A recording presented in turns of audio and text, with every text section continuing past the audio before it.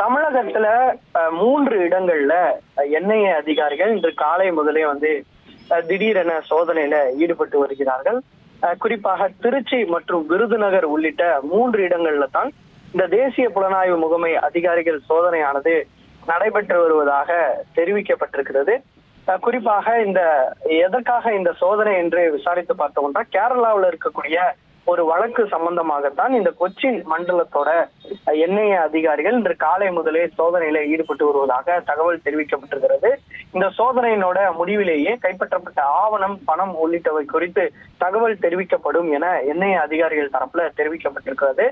குறிப்பாக எது தொடர்பான வழக்கு என்பது குறித்தான முழு தகவலும் பின்னர் தெரிவிக்கப்படும் எனவும் என்ஐஏ அதிகாரிகள் தரப்புல தகவலானது தெரிவிக்கப்பட்டிருக்கிறது.